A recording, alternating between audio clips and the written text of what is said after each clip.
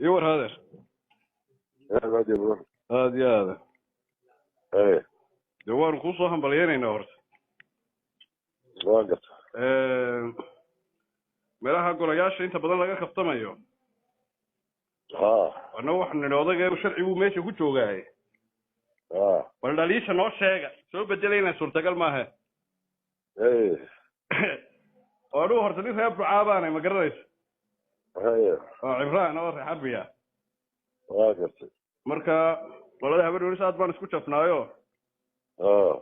yaa ruuxan ku bedelna ma hayna baan ku uriye aqli ma habti soo bedelay bal horta inoo sheega baan ku ruuxad laba sano diidanayeen nimankan hore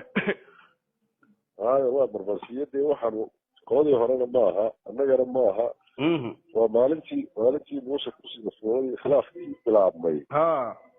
ayaa tallaabadii la qaadaba dee loogu gabanaya mogtahay shakida loogu gabanay hore annagaa imikana loogu gabanaya wixii dambe dhacaa loogu gaban doona waxaweye ninka 5 sanadood waxaa la bilaabay inaan dhuuqii qaylo laga diimo oo aanay waxba socon ba waxba socon laakiin iyaguna imika siyaasadda way fahmeen oo haddii maanta wasiir ka hadlayay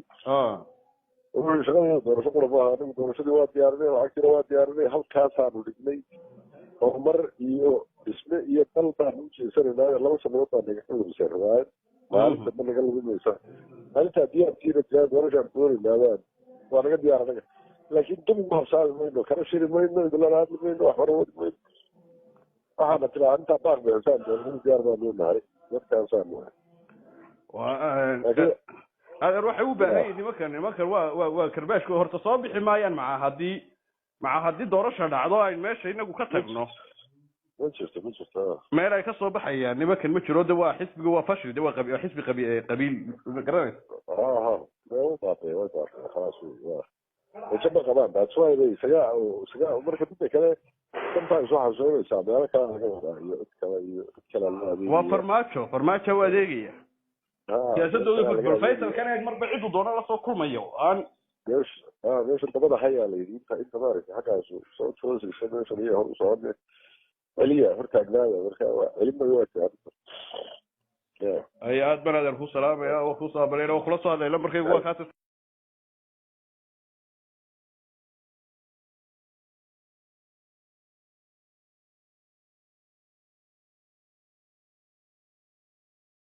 waxaan leeyahay ugu bishaarinayaa dhaartaasaan ku sugnaanayaa qof weyn baan ahay wixii